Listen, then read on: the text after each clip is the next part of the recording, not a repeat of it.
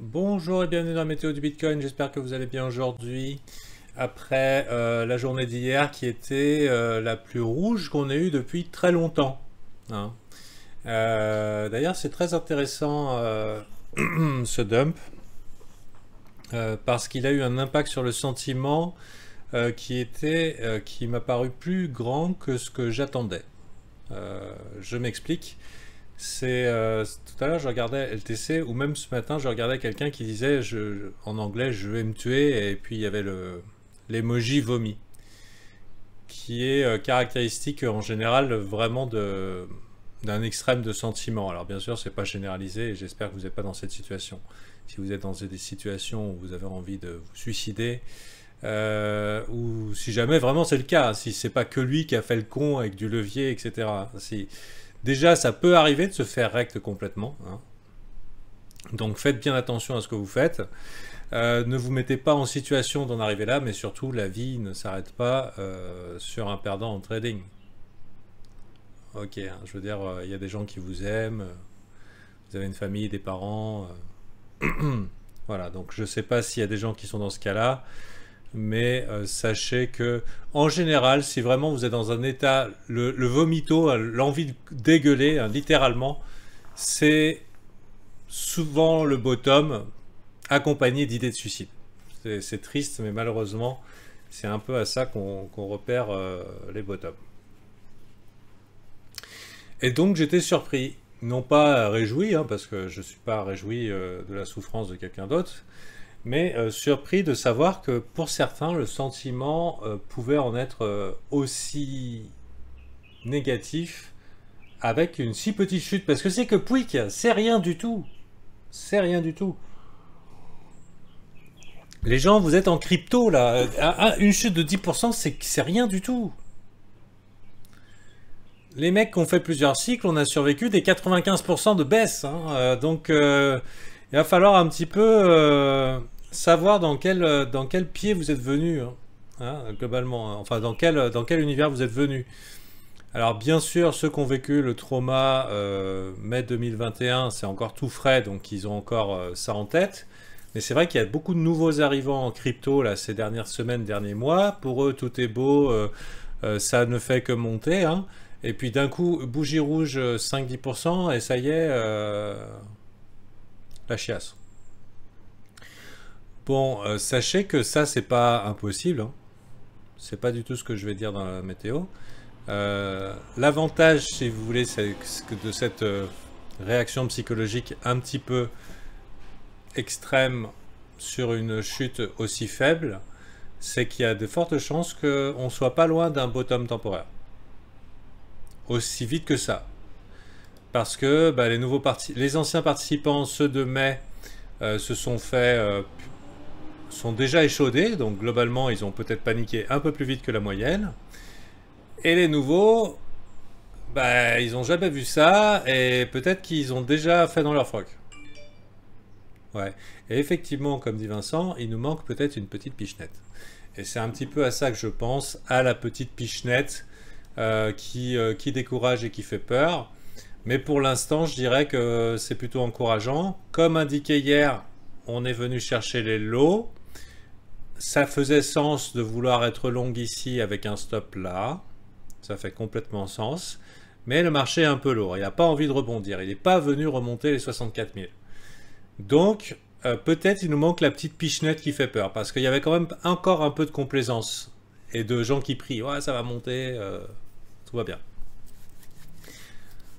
Alors, je pense quoi du rebond MA50 en daily? Je pense que si tu trades les MA50 et que ça fait partie de ton plan, eh ben, tu prends le trade en définissant ton risque.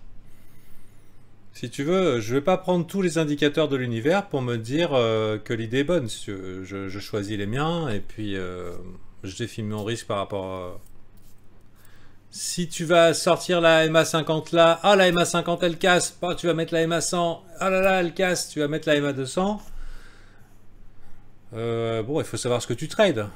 Dans tous les cas, il faut agir. Bon, pour l'heure, on est encore dans un range. On a fait peur aux gens.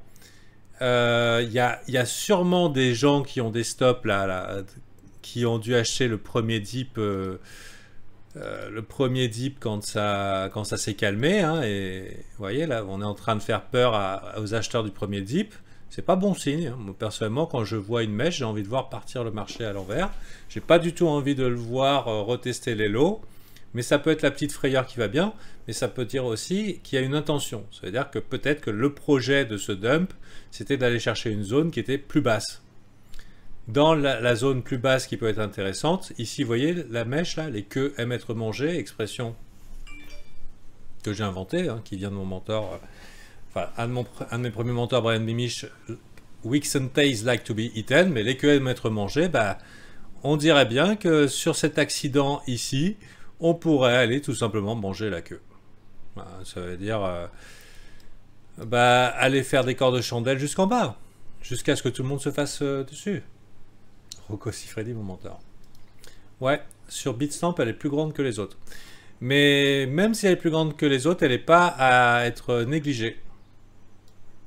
Parce que c'est un des échanges sur lesquels les index des dérivatifs se fient avec Coinbase et Kraken.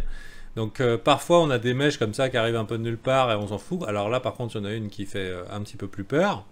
Mais pourquoi pas, hein, après tout.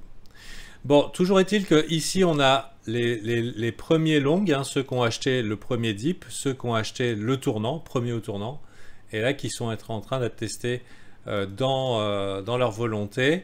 Et dans le brief aujourd'hui, je vais répondre à un VIP qui a une idée de trade qui pour moi me paraît cohérente et qui est dans un dilemme. J'ai déjà fait par écrit et je vais essayer de lui dire un petit peu comment gérer son trade au mieux sans sortir de son idée de trade. Sans perdre de l'argent inutilement non plus. Donc, peut-être qu'on est peut-être sur la fin, peut-être pas. Pour l'instant, j'ai aucun signal d'achat. J'ai été surpris par cette réaction émotionnelle vive, mais je n'ai pas eu d'indice que vraiment les gens ont lâché l'affaire. Pour l'instant, pour moi, les gens n'ont pas lâché l'affaire. Ils sont encore plutôt trop bull pour moi. Mais ça peut changer très vite. Et puis on est toujours dans un range, et les ranges, ça casse pas comme ça. Hein, ça serait le premier retest de ce lot. Cassé du premier coup, ça paraîtrait un peu fort. Hein, un peu fort dans un trend aussi puissant que celui qu'on a là. Cassé du premier coup, j'exclus pas. Donc pour l'instant, j'ai pas de signal haussier. Mais j'exclus pas petite pichenette et pourquoi pas retour dans la journée. Pourquoi pas dégueuler un petit peu jusqu'à mi-journée, ouverture de New York et ensuite remonter pour la fin de journée. Et puis voilà, ce n'était qu'un affreux cauchemar. Il ne peut plus rien nous arriver d'affreux maintenant. Voilà, donc pour l'instant, moi je fais rien. Je fais rien, je fais un petit peu de scalping. J'essaye d'identifier les alts qui pourraient être sympas à acheter sur les dips. Alors bien sûr, sur Bitcoin, ça fait beaucoup la baisse. Sur d'autres alts, ça fait beaucoup plus. Hein. C'est vraiment une mèche, une chute record par rapport à des longues périodes de temps, donc ce qui peut expliquer la force de sentiment. Mais considérez bien que dans un gros bull market, sans rien changer à la tendance, c'est ce que je disais vendredi, des chutes de 30%, ça arrive. Hein. Ça arrive. C'est pour ça qu'il faut y être préparé. Il y a eu beaucoup d'achats en spot. Il y a des gens qui accumulent. Je ne sais pas ce qu'ils accumulent, pourquoi ils accumulent et quel est le projet derrière, mais il y a vraiment de l'accumulation là sous l'ATH. Donc, fabuleux. Moi, je veux bien voir la suite. Mais c'est aussi une guerre de baleines. C'est-à-dire qu'ici, il y a des gens qui accumulent, mais il y a des gens qui vendent sa mère. Hein. Il y a des gens qui voudraient bien que ça dégueule. Donc, voilà. Donc là, je ne dis rien en fait sur l'état du marché. Je dis que la réaction émotionnelle était forte, qu'on n'est peut-être pas loin d'un bottom temporaire, qu'il y a quand même encore pas mal de complaisance du côté bullish, que pour moi, ce n'est pas un bear market, hein, c'est un mouvement baissier, un swing baissier, quelque chose qui fait peur éventuellement, mais ça n'invalide rien de la tendance long terme. Et je dirais qu'il faudrait être attentif et on verra hein, s'il y a des opportunités à prendre. Quel genre d'opportunités à prendre? Ça peut être des grosses mèches, hein, la petite mèche qui wow, fait peur. Ça peut être simplement d'attendre. d'attendre quelques jours, peut-être quelques jours de range. Ça serait bien qu'on termine une daily dans le vert, hein. Déjà ça serait un bon début. Et pourquoi pas une réintégration au-dessus des 60-61 000 pour nous dire c'est bon, la voie est libre. Ici, corps de chandelle, support. Si on va en dessous, ben, on peut avoir un trade long avec un stop sous les 56 000 à voir. Personnellement, j'aimerais beaucoup, s'il y avait un gros dégueulis, s'il y avait une mèche qui faisait un peu dégueuler tout, j'aimerais beaucoup acheter ici. Hein, dans les 53, même beaucoup plus large comme ça changerait pas grand chose si c'est rapide.